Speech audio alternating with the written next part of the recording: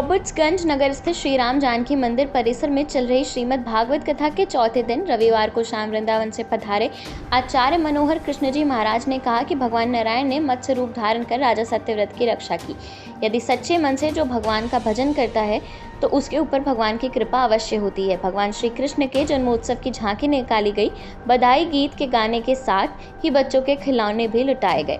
आचार्य जी ने सूर्यवंश की वंशावली का विस्तार से वर्णन करते हुए कहा कि राजा सत्यव्रत की रक्षा करने के लिए भगवान नारायण मत्स्य रूप धारण करके आए।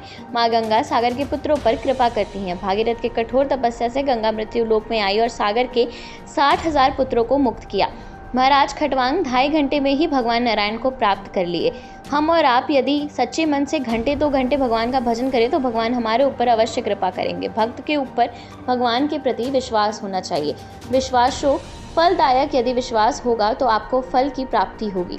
राम कथा का विस्तार से वर्णन करते हुए कहा कि महाराज दशरथ के ऊपर गुरुदेव एवं यज्ञ भगवान की कृपा से 4 पुत्रों का जन्म हुआ। भगवान ने शबरी पर कृपा की। शबरी भील जाति में थी। आदिवासी होने के बाद भी भगवान जात पात नहीं देखते, भगवान भक्त के भाव को देखते हैं। शबरी के अंदर भाव था कि भगवान आ करके मेरे यहाँ भोग लगाएंगे। भगवान जा करके शबरी के यहाँ जूठे बेरों का भोग लगाया।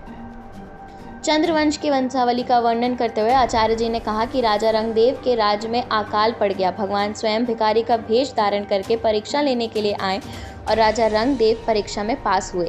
भगवान कृष्ण अवतार में की झांकी निकाली गई। भगवान कृष्ण के बाल रूप का दर्शन करने को भक्तगणों का तांता लगा रहा। बधाई गीत गाने के साथ ही बच्चों के खिलौने आदि सामान लुटाए गए। अंत में आरती हुई और प्रसाद का वितरण किया गया।